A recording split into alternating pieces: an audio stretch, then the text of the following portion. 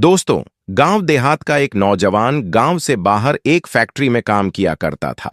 लिहाजा उसे गांव से निकलकर चंद दूर के फासले पर अपनी फैक्ट्री का सफर तय करना पड़ता था।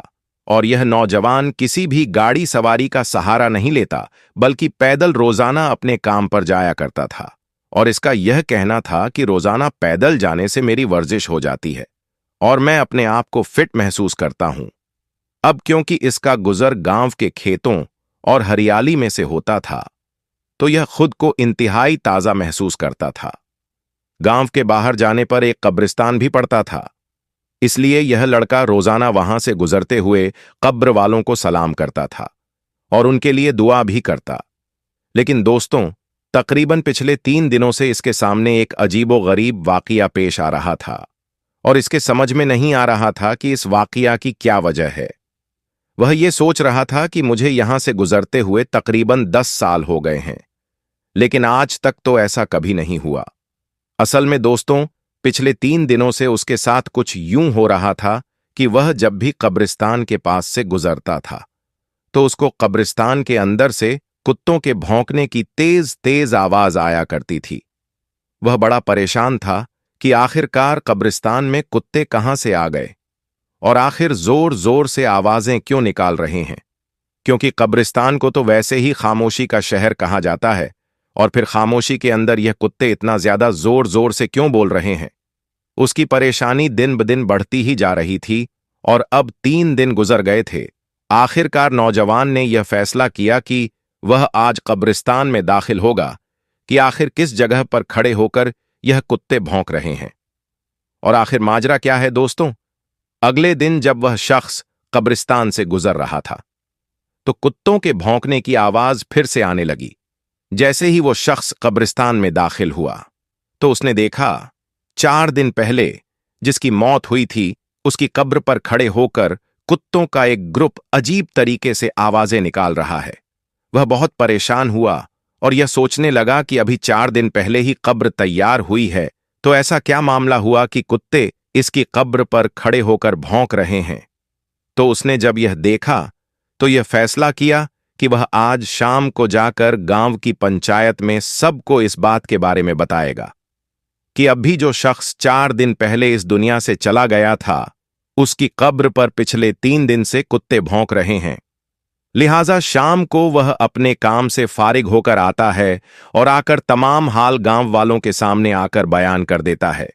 उसके बाद दोस्तों, उस कब्र में क्या हुआ जब गांव वालों ने उस कब्र को खोला, तो उसके अंदर क्या निकला, आपको आगे इस वीडियो में बताएंगे। उससे पहले आपसे गुजारिश है कि आप इस वीडियो को अगर लाइक नहीं किया है तो अभी लाइक कर दें। दोस्तों, गांव की पंचायत और बड़े आलिमों और अहले इल्म वालों ने मिलकर यह फैसला किया कि इसकी कब्र कुसाई की जाए और देखा जाए कि आखिर अंदर क्या मामला है। इसके लिए गांव वालों ने पहले मुर्दे के घर वालों से इजाजत लेना मुनासिब समझा। उसके घर पहुंचे और गांव वालों ने उसका तमाम हाल बयान कर दिया। तो उसके भाई ने कहा, अगर आप देखना चाहते हैं कि अंदर क्या मामला है, तो हमारी तरफ से आपको इजाजत है, लेकिन हम आपके साथ नहीं जाएंगे। आप खुद अकेले जाकर उस कब्र को खोल कर देख सकते हैं। दोस्तों, लोगों के लिए तो यह बड़ी हैरानी की बात थी कि एक भाई अपने ही भाई की कब्र खोलते वक्त वहां पर मौजूद ना हो, लेकिन लोगों ने इस बात पर ज्यादा गौर करने के बजाय यह सोचा कि पहले कब्र को खोलकर देख लिया जाए कि आखिर क्या माजरा है।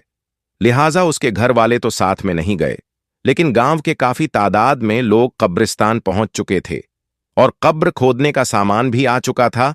और जब उस कब्र को खोलने का अमल शुरू किया, तो वह कुत्ते जो इस कब्र पर खड़े होकर अजीब अजीब आवाज निकाल रहे थे, वह भी आसपास मौजूद थे और वह कब्र के आसपास मंडरा रहे थे और गांव वालों को देख रहे थे। दोस्तों, जैसे ही कब्र को खोला गया तो ऐसा माजरा सामने आया कि जिसने सबके होश उड़ा दिए, क्योंकि जैसे ही कब्र से मिट्टी हटाई और मिट्टी के नीचे से तख्ते हटाए गए, तो देखा इस कब्र के मुर्दे को जानवर पूरी तरह से खा रहे हैं। यह मंजर देखकर लोगों की चीखें निकल गईं और वह फौरन उस कब्र को बंद करके अपने घर की तरफ वापस आने लगे, क्योंकि उस कब्र के मुर्दे को जानवर इस बुरी तरह से खा रहे थे। जो वहां पर मौजूद थे, उनके ऊपर कपकपी तारी हो गई और उन्होंने इसी में अपनी भलाई समझी कि इसकी कब्र से जितना दूर हो सके उतना दूर रहना चाहिए। लेकिन दोस्तों, सवाल यह उठता है कि आखिर इसका कौन सा गुनाह था जिसकी वजह से इसकी कब्र मैं पर इतना खौफनाक अजब हो रहा था। दोस्तों, अब गांव वाले दोबारा इकट्ठे हुए और उस शख्स के घर दोबारा पहुंचे और पूछा कि आखिर तुम्हारे भाई ने ऐसा क्या किया था जिसकी वजह से उसकी कब्र में इतना खौफनाक अजाब नाजिल हुआ है कि मरने के 3-4 दिन बाद ही उसको कब्र में जानवर इतनी बुरी तरह से खा रहे थे। तो उसका भाई कहता है कि मैं जानता था कि आपके सामने कोई ऐसा ही मंजर सामने आएगा, इसलिए मैंने आपके साथ जाने से इनकार कर दिया था, क्योंकि मैं इसकी वजह जानता हूं। लोगों ने पूछा, आखिर बताओ इसकी क्या वजह है? तो वह शख्स कहने लगा कि मेरा भाई कोई शरीफ आदमी नहीं था।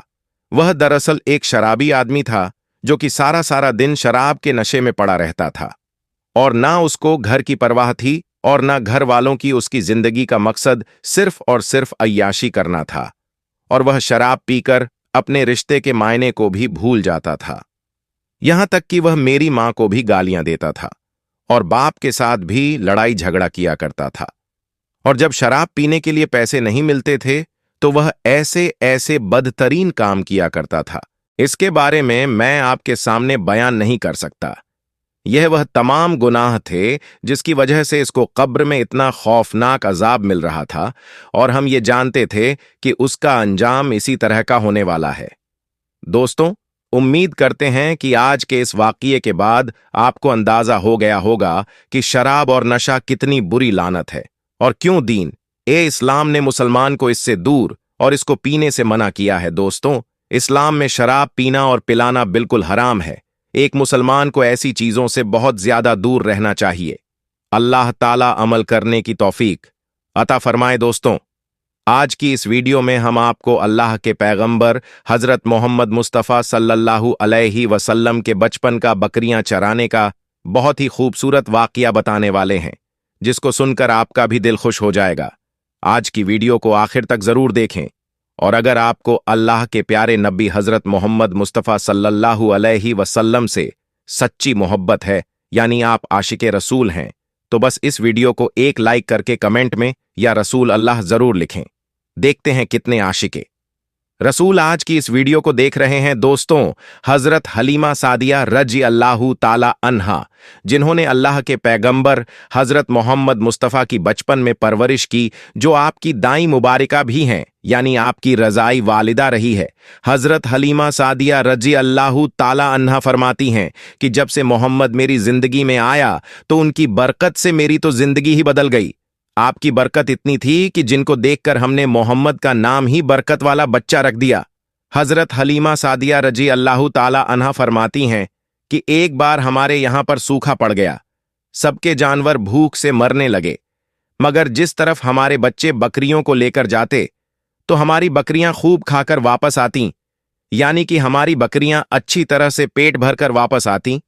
यह देखकर सारे गांव वाले अपने बच्चों को डांट कर कहने लगे कि जिस तरफ हलीमा सादिया की बकरियां चरने जाती हैं वहां पर तुम लोग क्यों नहीं जाते हो। उसके बाद में गांव वालों के दूसरे बच्चे भी अपनी अपनी बकरियां लेकर हलीमा सादिया की बकरियों के साथ ले जाने लगे। अब सब लोगों की बकरियां साथ साथ चरने लगीं, यानी कि हलीमा की बकरियां और गांव वालों की बकरियां साथ में चरने लगीं।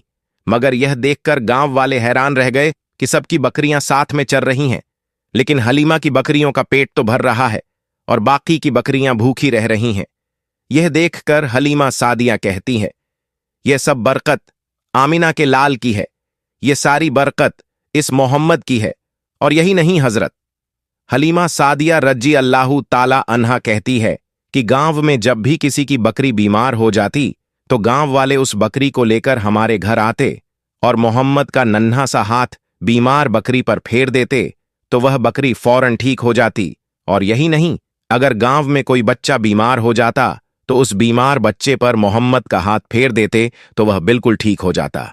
प्यारे दोस्तों, अल्लाह के पैगंबर हजरत मोहम्मद मुस्तफ़ा सल्लल्लाहु अलैहि वसल्लम जब हजरत हलीमा सादिया के पास में परवरिश पा रहे थे और जब आपकी उम्र मुबारक 9 साल की हो गई थी, तो एक दिन हलीमा सादिया की सगी बेटी अपनी मां से कहने लगी, यानी कि आप सल्लल्लाहु अलैहि वसल्लम की मुंह बोली बहन अपनी मां हलीमा सादिया से कहने लगी कि जब मैं बकरी चराने के लिए जाती हूं तो मेरा वहां पर भाई मोहम्मद के बगैर दिल नहीं लगता। ये मेरी माँ, मेरा एक काम करो, जब मैं बकरियां चराने के लिए जाऊं तो मेरे भाई मोहम्मद को भी मेरे साथ में भेज देना। तो ये सुनकर हजरत हलीमा सादिया रजी अल्लाह ताला अन्हा कहने लगी, नहीं बेटी, अभी मोहम्मद बहुत छोटा है, अभी ये बहुत नरम नाजुक है, कहीं इसको धूप लग गई तो देखो कितना हसीन और मुबारक चेहरा है, मैं इसको तकलीफ नहीं दे सकती। यह तो मेरा शहजादा है, अगर मोहम्मद के पांव में कोई पत्थर चुभ जाए, अगर जंगल में जाते हुए मोहम्मद के पैरों में कोई कांटा चुभ गया, तो अभी यह बहुत छोटा है, इसीलिए मैं इसको तुम्हारे साथ जंगल में नहीं भेज सकती। जंगल में जानवर इसको तकलीफ पहुंचाएंगे, वो इसको मशक्कत में डाल देंगे। यह सुनकर हजरत हलीमा सादिया की बेटी कहने लगी, ऐ मां, तुम धूप की बात करती हो, जब मैं कभी भाई मोहम्मद के साथ में बाहर जाती हूं तो आसमान से बादल आकर हम पर साया करते हैं। और अम्मी जान, तुम जंगलों के जानवरों की बात करती हो तो सुनो, जंगल के जानवर भाई मोहम्मद के मुंह को चूमते हैं, जानवर तो उसको सजदा करते हैं। और यही नहीं, जब भी हम भाई मोहम्मद के साथ बकरियां चराने के लिए जाते हैं तो हमारे सब काम आसान हो जाते हैं, हमारी बकरियां भी इधर उधर नहीं जाती। जब हजरत हलीमा सादिया की बेटी बार बार इसरार करने लगी तो हजरत हलीमा सादिया ने इजाजत दे दी। उसके बाद दूसरे दिन अल्लाह के पैगंबर हजरत मोहम्मद मुस्तफ़ा सल्लल्लाहु अलैहि वसल्लम अपनी बहन और बकरियों के साथ जंगल में बकरियां चराने के लिए निकल पड़े। आसमान से एक बादल का टुकड़ा आप पर साया किए हुए था। इस तरह से 4-5 दिन आप सल्लल्लाहु अलैहि वसल्लम अपनी मुंह बोली बहन के साथ बकरियां चराने के लिए जाते रहे। एक दिन हजरत हलीमा सादिया रजी अल्लाहु ताला अन्हा ने आप सल्लल्लाहु अलैहि वसल्लम को रोक दिया और कहने लगी, बेटे मोहम्मद, आज के बाद तुम बकरियां चराने के लिए नहीं जाओगे, क्योंकि अब मैं तुम्हें और तकलीफ नहीं दे सकती। ऐ मेरे बेटे, मुझे तुमसे बहुत मोहब्बत है, एक तो मुझे तुम्हारी यह दूरी बर्दाश्त नहीं होती, और दूसरी बात, तुम मेरे पास बहुत ही अजीज अमानत हो, इसीलिए आज से तुम बकरियां चराने के लिए नहीं जाओगे, तुम अब घर में ही रहोगे। इस तरह हजरत हलीमा सादिया ने पैगंबर हजरत मोहम्मद मुस्तफ़ा सल्लल्लाहु अलैहि वसल्लम को बकरियां चराने से रोक दिया। फिर आप अपनी बहन के साथ जंगल में एक दिन नहीं गए, उसके बाद दूसरे दिन भी नहीं गए। इसी तरह से 3 दिन तक बकरियां चराने के लिए जंगल में नहीं गए। तो तीसरे दिन हजरत हलीमा सादिया रजी अल्लाह ताला अन्हा ने देखा कि उनकी बेटी रोती हुई उनके घर आई। यह देखकर दाई हलीमा ने पूछा, यह मेरी बेटी क्या हुआ, क्यों रो रही हो? तो बेटी कहने लगी, अम्मा, हमारी एक बकरी को जंगल में एक भेड़िया उठाकर ले गया है। जब दाई हलीमा ने अपनी बेटी के मुंह से यह बात सुनी तो दाई हलीमा की आंखों में आंसू आ गए। जब अल्लाह के पैगंबर हजरत मोहम्मद मुस्तफ़ा सल्लल्लाहु अलैहि वसल्लम ने अपनी मां हलीमा सादिया रजी अल्लाह ताला अन्हा की आंखों में आंसू देखे तो आप सल्लल्लाहु अलैहि वसल्लम के आंखों में से आंसू बहने लगे, क्योंकि आपका दिल बचपन से ही बड़ा नरम था, किसी का भी दुख आपसे बर्दाश्त नहीं होता था, और दाई हलीमा तो आपकी वालिदा मोहतरमा थी। फिर आप सल्लल्लाहु अलैहि वसल्लम कहने लगे, अम्मी जान, आप रोती क्यों हो? हलीमा सादिया कहने लगी, ये बेटा मोहम्मद हमारी एक बकरी को जंगल में एक भेड़िया उठाकर ले गया, पता नहीं अब हमारी बकरी के साथ वह क्या करेगा। तो यह सुन अल्लाह के प्यारे नबी सल्लल्लाहु अलैहि वसल्लम ने फरमाया, अम्मी जान, आप रोना बंद कर दो, हम हमारी बकरी को अभी वापस लेकर आते हैं। यह बात सुनकर अम्मा हलीमा सादिया कहने लगी, नहीं मेरे बेटे, आप जंगल में मत जाना, भेड़िया खतरनाक होते हैं, वह कहीं आपको नुकसान ना पहुंचा दे। इसी तरह दाई हलीमा मना करती रही, लेकिन आप सल्लल्लाहु अलैहि वसल्लम नहीं माने और कहने लगे, नहीं अम्मा, हम अभी के अभी हमारी बकरी को वापस लेकर आते हैं। उसके बाद अल्लाह के पैगंबर हजरत मोहम्मद सल्लल्लाहु अलैहि वसल्लम बकरी की तलाश में जंगल पहुंच गए और एक सदा लगाई, सदा दी। आपने कहा, अम्मी की बकरी कौन ले गया है, बतलाओ। सदा सुनते ही सारे भेड़िए जानवर सब आए, सर झुकाकर सलामी दी, अदब उनका बजा लाए, ऐ जंगल के जानवरों, मेरी अम्मा हलीमा की बकरी वापस कर दो बस। आप सल्लल्लाहु अलैहि वसल्लम का इतना ही फरमाना था कि जंगल के तमाम जानवर बकरी को साथ लिए दौड़ते हुए आए और उनके कदमों में झुककर सलामी देने लगे। इतना कहकर वह भेड़िए आपके कदमों में बैठ गए और निहायत ही अदब के साथ कहने लगे, ऐ अल्लाह के नबी, आप पर हमारी जान कुर्बान। इतना सुनकर आप सल्लल्लाहु अलैहि वसल्लम ने फरमाया, ऐ जानवरों, क्या आपको मालूम नहीं था कि यह बकरी हमारी अम्मा हलीमा की है? बताओ तुमने हमारी अम्मा को तकलीफ क्यों दी? क्या आपको मालूम नहीं अभी भी हमारी अम्मा रो रही हैं? आपने क्यों हमारी अम्मा की बकरी को उठाया? तो वह जानवर कहने लगे, ऐ अल्लाह के रसूल, आप बकरियां चराने के लिए कुछ दिन तो जंगल में आए। उस वक्त हम छुप छुप कर आपके हुस्न का दीदार करते रहे और देखते थे कि इस कायनात के बनाने वाले ने अपना महबूब कैसा बनाया। ऐ अल्लाह के रसूल, उसके बाद आपने जंगल में आना ही बंद कर दिया। 3 दिन गुजर गए, आप जंगल में तशरीफ ना लाए, तो यह देखकर हम सब ने यही सोचा कि आपकी एक बकरी पकड़ लो, फिर आप तशरीफ लाएंगे। इसी बहाने से हम सब आपका दीदार कर पाएंगे कि अगर अल्लाह के रसूल सल्लल्लाहु अलैहि वसल्लम के हुस्न का दोबारा दीदार करना है तो हलीमा की बकरी को उठा लाओ। मोहम्मद उस बकरी को छुड़ाने के लिए जरूर आएंगे, क्योंकि वह अपनी मां को रोता हुआ नहीं देख पाएंगे, और इस तरह से हमारा दीदारे मुस्तफा होगा। और वह जानवर कहने लगे, ऐ अल्लाह के रसूल, आप पर हमारी जान कुर्बान। बहाना तो इस बकरी का था, लेकिन हमारा मकसद सिर्फ आपका दीदार करना था, इसीलिए हमने आपकी अम्मा की इस बकरी को निशाना बनाया। तो दोस्तों, देखा आपने मोहब्बत का यह मंजर। दोस्तों, अब हम आपको हजरत यूनुस अलैहिस्सलाम का वाकया सुनाते हैं। हजरत यूनुस अलैहिस्सलाम इस्लाम के एक बड़े और प्रतिष्ठित पैगंबर थे। उनका नाम कुरान में कई बार आया है और उनकी कहानी से हमें सब्र, तौबा, पश्चाताप और अल्लाह की रहमत पर पूरा यकीन रखने का सबक मिलता है। यह वाकया इंसान की गलतियों और अल्लाह की रहमत के बीच के रिश्ते को खूबसूरती से बयान करता है। हजरत यूनुस अलैहिस्सलाम को अल्लाह ने नैनवा नाम की बस्ती की हिदायत के लिए भेजा था। यह शहर मौजूदा इराक में दजला नदी के किनारे स्थित था और यहां के लोग बुत परस्ती, मूर्ति पूजा में डूबे हुए थे। वे अल्लाह की इबादत छोड़कर अपने बनाए हुए देवताओं को पूजते थे और गुनाहों में लिप्त थे। अल्लाह ने हजरत यूनुस अलैहिस्सलाम को इन लोगों की हिदायत के लिए नबी बनाकर भेजा। आप अपनी कौम को बार बार समझाते रहे, उन्हें एक अल्लाह की इबादत की तरफ बुलाते रहे, लेकिन उन्होंने आपकी बात मानने से इनकार कर दिया। हजरत यूनुस अलैहिस्सलाम अपनी कौम को समझाते हुए फरमाते थे, ऐ मेरी कौम, अल्लाह की तरफ लौट आओ, उसी की इबादत करो जो जमीन और आसमान का पैदा करने वाला है। अगर तुमने तौबा न की तो अल्लाह का अजाब तुम पर आ जाएगा। लेकिन नैनवा के लोगों ने उनकी बात को हल्के में लिया और मजाक उड़ाया। वे कहते थे, अगर तुम्हारा अल्लाह इतना ताकतवर है तो वह हमें अजाब देकर दिखाए। कई साल तक लगातार नसीहत करने के बावजूद जब उनकी कौम ने ईमान न लाया तो हजरत यूनुस अलैहिस्सलाम नाराज हो गए। उन्होंने सोचा कि अब इन पर अल्लाह का अजाब आकर रहेगा और इन्हें छोड़कर चले गए। लेकिन यहां एक अहम बात थी, अल्लाह के हुक्म के बिना किसी नबी को अपनी कौम को छोड़कर नहीं जाना चाहिए। लेकिन हजरत यूनुस अलैहिस्सलाम ने जल्दबाजी में फैसला कर लिया और बस्ती से निकल गए। हजरत यूनुस अलैहिस्सलाम के जाने के बाद नैनवा के लोगों ने अचानक आसमान में काले और घने बादल देखे। जमीन हिलने लगी और हवा तेज हो गई। तब उन्हें एहसास हुआ कि सच में अल्लाह का अजाब आ सकता है। अब वे सब बहुत डर गए। उन्हें यकीन हो गया कि हजरत यूनुस अलैहिस्सलाम सच्चे नबी थे। उन्होंने अपने गुनाहों से तौबा करने का फैसला किया। उन्होंने अपने घरों से बाहर निकलकर खुले मैदान में जमा होना शुरू किया।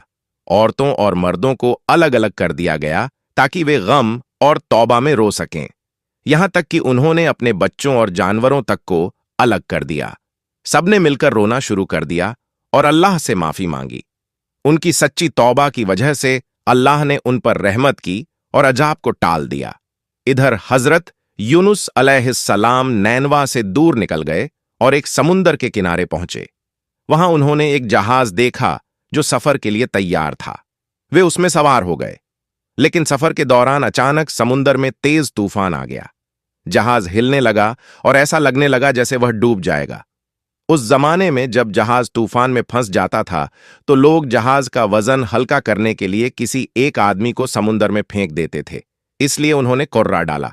अल्लाह की मर्जी से कुर्रा हजरत यूनुस अलैहिस्सलाम के नाम निकला।